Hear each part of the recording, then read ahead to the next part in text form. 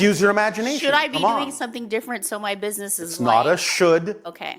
Is there something that you feel passionate about doing differently than what you're doing in the way you're doing it now? I don't. The smallest change, even, can be representative of an entire change. So is there some way you would rather be doing what you're doing in a slightly different way? Yeah, probably. What's that? Hire more people. All right, Have can more you do people that? for me. Yeah, but Does that feel like it expands your passion? Does it fill you more with lightness and relief?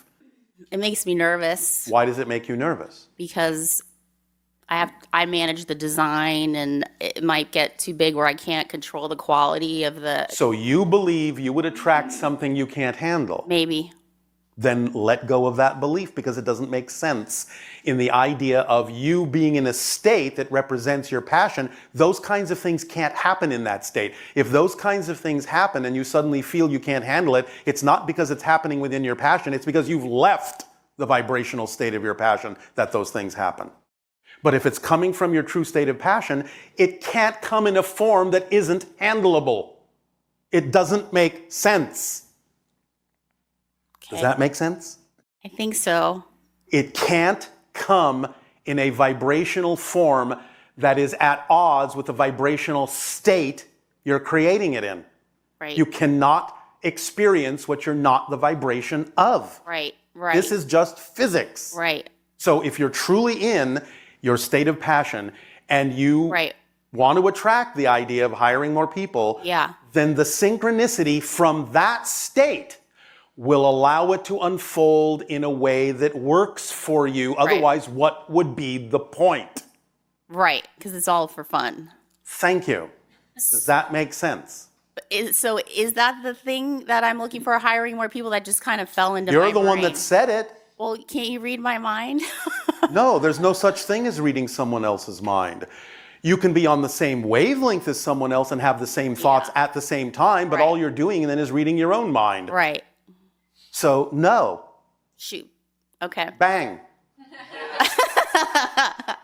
Okay, so If that's what fell into your head, fell in. then sit with it for a moment, feel it out. You can do that. Okay. And if something else falls into your head, as you said, feel it out. Does it make you feel more relief? Does it make you feel lighter? Does it make you feel more expanded in your passion or not? And like you said, well, if you suddenly get nervous, then stay with that and find out the belief that's making you nervous and then realize that those beliefs don't make sense. If you understand what we just said about how you can't experience something you're not the vibration of. Right. So like a scarcity mindset would be like, I'm going to hire more designers and more developers. And then what if more clients don't keep coming and then I have to pay these people? And then it's like, blah, blah, blah, blah, chatter, chatter, chatter, chatter, chatter. Find those beliefs and let them go. Yeah. I've been learning how to do that. All right. Well, very good. Okay. And just a follow up to the business thing here. The other thing, I partnered up with this other guy. We have the same business coach and we've been selling these SEO programs to clients. And it's been really great because I go in and I manage it and I work with these guys in Dubai and it's like so much fun. So. Yes. Why do I need to know that? Because it's just, I'm sharing my joy with you. Oh, thank you. Because this brings so much joy because. Thank you. It's exciting. Then stay in your joy with every aspect of it. And then the resolutions to challenges will come. Okay.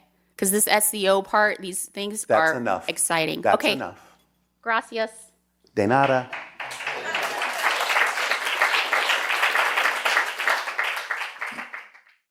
Hello, Bashar. And to you, good day.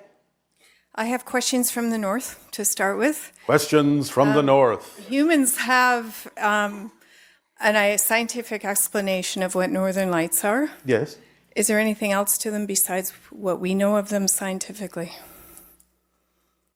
Well, obviously, there are aspects of them that exist in more dimensional reality levels than just the physical, but what you understand them to be as a physical expression is relatively accurate. Okay.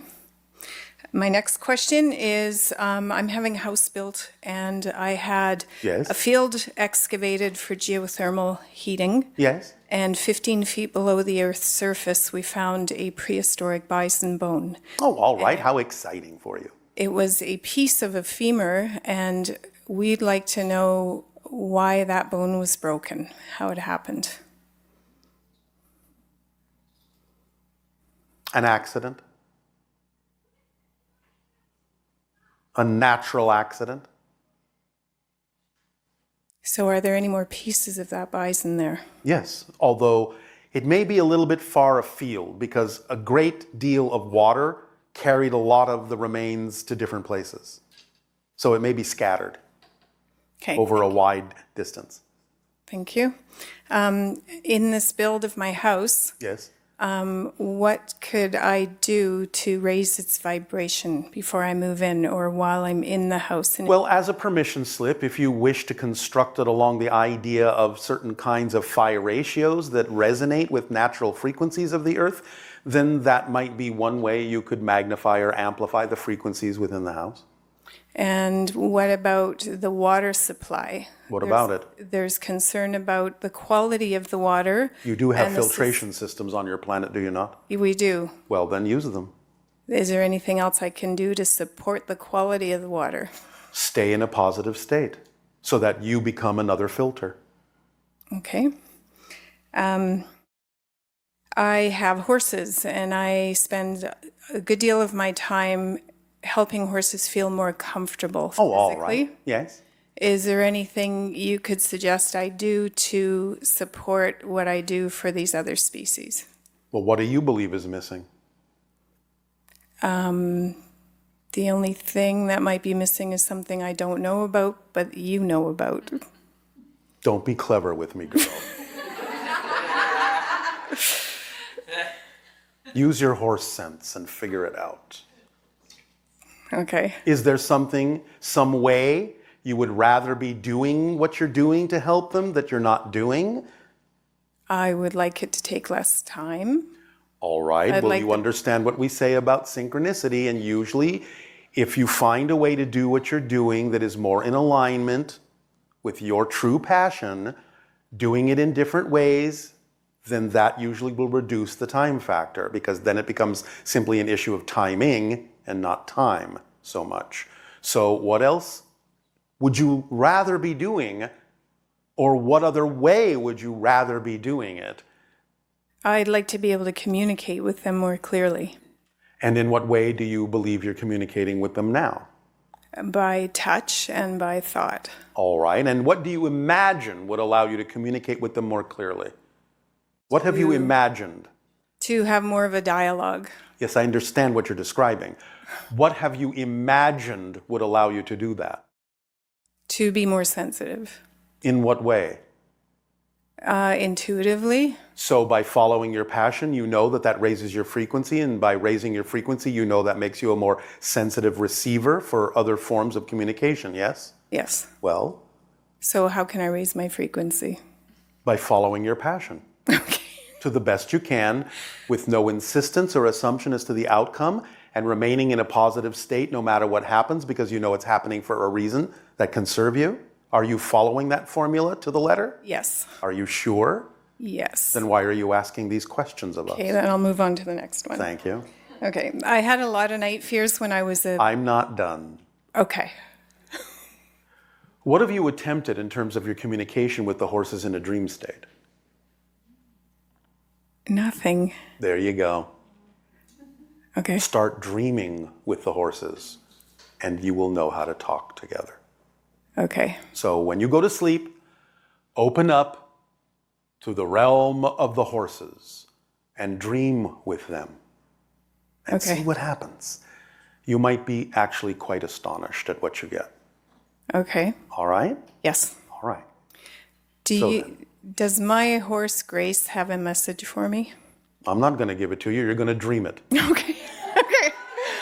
No shortcuts for you. Okay, I'll do the work. I don't want to take away your pleasure. Okay. I was going to say, the next thing I was saying was that I had a lot of fear when I was very young, especially at night sleeping. Yes. And is there an explanation for that? There is. You have encounters with other kinds of beings that you didn't know what to do with, and so you felt out of control. But you did this by agreement. Again, just open up to the idea that more conscious awareness of these encounters can be given to you so that you can experience these exchanges on your own terms. And is that something that only happened during childhood, or is it ongoing? It's ongoing, but not necessarily as often as it used to be. Okay. So again, a lot of things can be resolved for you during the dream time if you will open up to it and not be afraid. Okay. I have a question about my relationship that I'm in right now, and I'm wondering if a mutual experience with other alien species for both of us has created this attraction to each other. There is some of that, but that's not all it is. But we can't go into greater detail because you're in mid-process. Okay. And my last question is, I'd like to get a tattoo. Do you have any recommendations? A horse? Okay, thank you. Just comes to mind for some reason. Thank you. Thank you. You're welcome. That's all I have.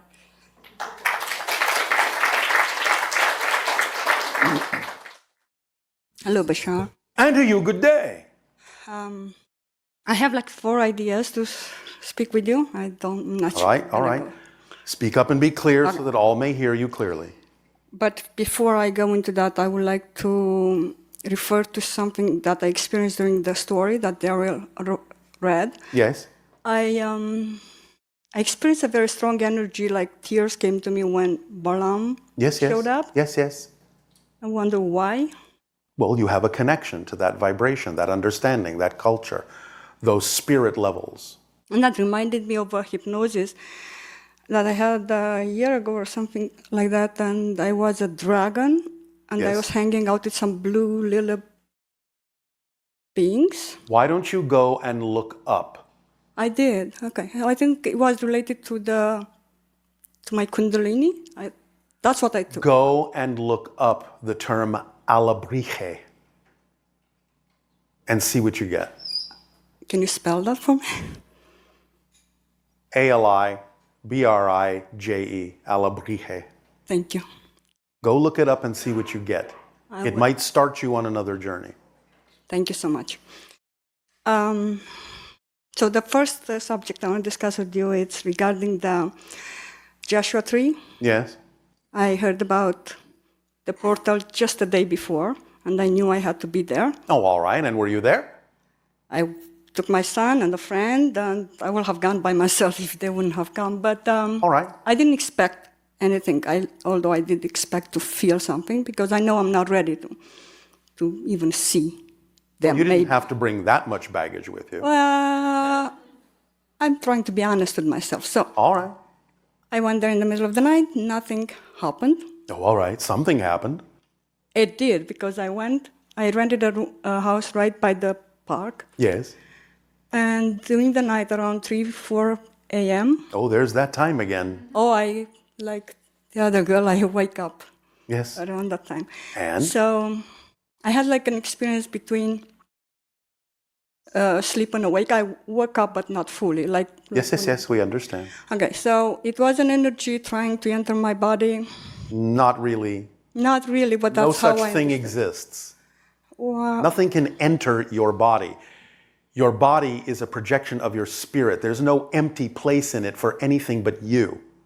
But you can have that effect. You can experience it as if it's happening that way. I'm simply telling you that regardless of how it feels, mechanically, that's not what's happening. You're simply altering your frequency to match something else. Probably that. That's how my mind... Not probably that. That's how it works. Yeah, for sure. Well, I didn't allow the energy to blend with me. You didn't blend with it. I had 2 days before, I had an experience similar at the same time, and I think that was trying to train me for this. All right. And I allowed the energy to... I blended with it, and I sense the snakes raising, and I try to raise them to my heart. I open my heart, and I love them even when they became monstrous. Oh, monstrous. And they did. They took forms like scary forms, and I found myself saying, I see you. And I felt like I opened my heart with love and compassion. Yes. And I saw through their pain and suffering, and they dissolved. Yes.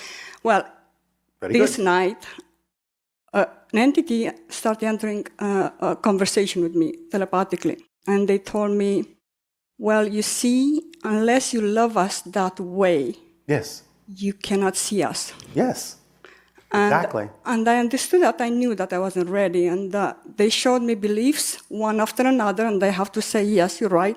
I have this belief now. I recognize that's why. And very compassionate. They went very deep until like when I was a baby, they showed me a scarf that I probably created a belief in me. Yes. So I allowed them to work on me. All right. And remove those beliefs. And So? then, and it was them or some contact. Repeat that. I'm asking you, it was related to the portal, yes? That experience that I had that. Yes, you could call it a portal, yes. Okay. My question is, I was starting to fall back into, but then I looked at them and they were removing something from my head. They were working like removing some texture, like metallic structure that was rigid, That's just a symbolic projection of a belief. Exactly. And I asked them, what are you doing there? And they said, we're removing thoughts. Yes. And I said, I thought that thoughts do not live in my head. Thoughts can be anywhere, but remember, you don't really have a head. That's just an illusion. It was an illusion. It was a symbolic representation. So they were like working on helping me to remove those old belief systems and thoughts. All right. How exciting. It's very exciting. Okay. Right. So that was my experience. Thank you for sharing. Thank you. If I may, I have 3 other subjects that I would like to attend. Maybe. We'll see. So I numbered them 1 to 3. Why don't you choose? We'll see. Why don't you choose a number, 1, 2, or 3? Because I don't know which one. Is this a game show? It is. What's behind door number 1? Okay. Well, usually we always go for 3. So what's behind door number 3? So which one? 3. 3? Oh, okay. I just said 3. Let me remember. And now I've said it 3 times. Okay. So the number 3, I'm going to start with a question, but that's hopefully to lead me to what I wanted to discuss with you. I never asked you about my lineage. So can you tell me what is my lineage? No. No. It's not appropriate for us. Okay. Someone else will give you that information. Okay. So I was hoping that when you tell people what their lineage is does it mean? Are you talking about connections to other civilizations? That's not that's not a lineage. But what? That's an energetic connection. You don't come from anywhere else but Earth. I understand. I perfectly understand that. Then the word lineage is misleading, because lineage usually refers to the idea of your genetic lineage on Earth. That's what I thought. And I thought that when you were answering to people their lineage, it meant that they have in their DNA that lineage from those. No, that doesn't necessarily mean you have DNA from those civilizations. It means you have energetic connections. Sometimes there may be a genetic connection, but very often it's simply an energetic connection. Oh, okay. So what I want to talk with you about, it's about the DNA. Yes. And it's my understanding, I don't know if I'm wrong or right, so you correct me if I'm wrong. Oh, I will. That, I know that, that the dormant DNA, it's now being activated on Earth. It's being activated, yes. Markers are opening up that have been dormant for a while, yes. And that will bring up in people abilities, new abilities, like... Yes, but the expansion of consciousness is what opens them. So it's really the expansion of consciousness that brings the new abilities. The genetic markers are just a response to that level of consciousness. So it's not that they're causing it, they're a response to the new level of energy. I got it. And yes, does this mean, like, can this be connected to our ascensions? Basically, activation of our DNA is basically our ascension process. It's part of the ascension process, yes. Now, our DNA was worked with. We had DNA from other civilizations. Yes. Now, how the DNA affects the essence of who we are, what remains after we leave this body? Well, the genetic material doesn't affect you when you are no longer physical. Is that what you're asking? Yeah, that's what I'm asking. No, it doesn't affect you when you're no longer physical. It is only for the purpose of the physical journey that it works. Now, there are other levels of energy that you might call, very loosely, the idea of spiritual DNA, but it's not the same thing at all as your physical DNA. The physical DNA may be a representation of higher energies in crystallized physical form, so there are definitely representations of that idea in spirit, but it's not the genetic material of the physical reality that affects the spirit. It's the spiritual DNA that affects the spirit, if I can use that term, but that's a very loose term. Don't think of it in terms of physicality. That's a lot of relief. It's more of an energy vibrational frequency. I got it. Thank you. So I'm done with that subject. Are you allow me another one? Nope. Thank you so much. Thank you. Well, What's behind door number 1 and 2 will have to remain a mystery. For now. Shivai Bashar? To you, good day, ha'atu. Now, let's get something a little clear about the word in our ancient language, because I notice that sometimes, and it's all right for you to use it this way, but Shivai doesn't really have that meaning. It's not really a greeting. Do you understand? It's actually more of a statement of energy in terms of something that you are focused on. Ha'atu is the normal greeting in our ancient language. Well, Or, if you wish, again, the idea even of Ili, Ova, because that's the reflection between us, is also a greeting in our ancient language. Ili, Ova.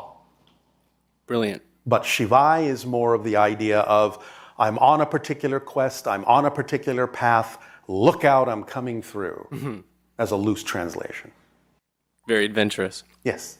If I may, I'd like to share and report back some experiences from our Joshua Tree By all means. camping trip.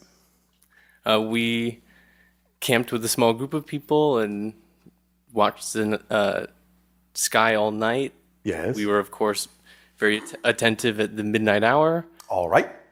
Many of us had individual experiences and saw lights, Yes. streaking lights and flashing lights. Yes. Do you have anything from your side of the...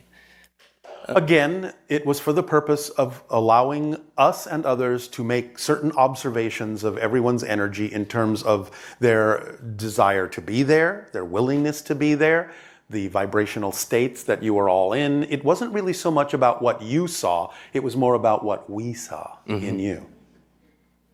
Seems fitting. Yes. And now moving forward, are there other steps we will be taking? Yes, that was the first. There will be others along this path that will allow us to gauge where you're at and take readings of a sort to see how close you are to the idea of open contact. So there will be several steps on this journey, yes. So we will suggest other places and times for such things to happen where we can take new readings and you can have different experiences that show us that you're opening up to certain ideas. And will you have any in the forthcoming year of 2020? Absolutely. Awesome. Because that is the eye of the storm. How exciting. Yes, it is.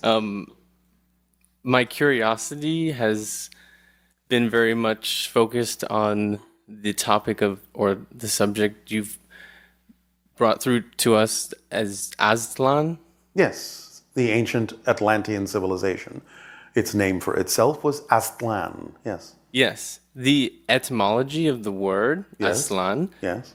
is highly debated, but generally boils down to two words, Yes. or two meanings, Yes. meaning the place of whiteness Yes. and the place of herons. Yes. Might you have any perspectives or information as to the significance of those? Well, it was common to use a certain kind of white stone in the construction of many of the temples. So, the place of whiteness. There were certain kinds of birds, like herons, that also frequented the area in times past. But that's a very specific reference, not so much to the actual bird, as it is to the idea of the priesthood in Atlantis. Is that connected with? It's actually connected with the ibis. Yes. Yes. Yes. I was blanking on that name. Yes. In Egypt, yes. And also connected with the idea of certain Egyptian gods, which were representations in many cases of the ancient Anu extraterrestrials. Such as Set? Yes, that's one. And what is the cultural connection between Aslan, the American Indian cultures, and Egypt? Well, as the American Indians moved across North, Central, and South America and populated those particular continents, Atlantis became one of the colonies. So you see, the architecture of Atlantis, even though many of your legends depict it kind of more as Grecian-style architecture, was not. It was more Aztec in appearance, in terms of the cyclopean blocks and so on and so forth. The idea is that it was an American Indian colony. And it ventured out into the ocean and created other excursions into Europe and Northern Africa, eventually, after the destruction, having many Atlanteans, priesthood, hierarchy, and mainstream individuals coming into those particular cultures and creating certain understandings of technology and agriculture and mathematics and so on and so forth, to preserve the knowledge that had been lost in the destruction of the Atlantean capital.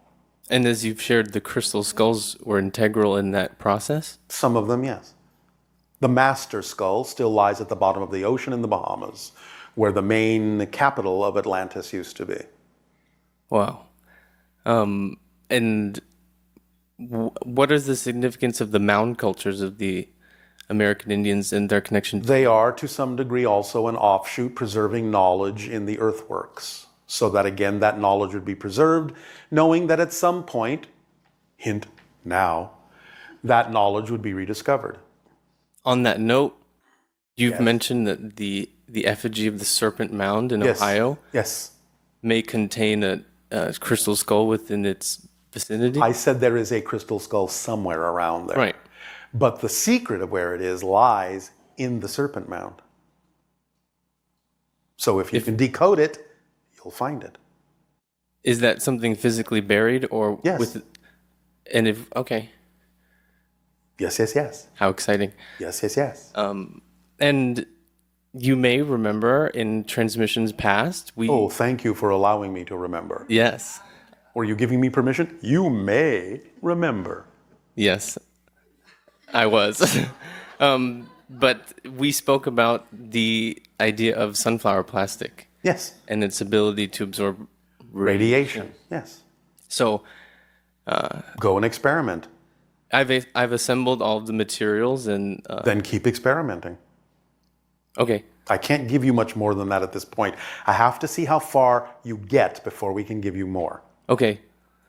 And lastly, Yes. if we may, is You may. Willa available to speak about the story you've just shared? Not tonight, Okay. but soon. Brilliant. In your next year, she will come through commenting not only on the idea of the shamanistic journey, but many other things to help continue you on the path of going from cryptic to nocturnal to shapeshifter to sage to wraith. But only with the energy that is coming from the eye of the storm will the vibration be accelerated enough for that transmission to occur. Sounds fun. Yes, yes, yes. And I just remembered when I briefly asked you about a group of artifacts before. Yes. You had mentioned that they were restricted to an area, and you asked me if I understood, and I said yes, but I don't think I understood. Too bad. Oh, okay. I'll figure it out along the way. Yes, you will. Thank you very much. Thank you.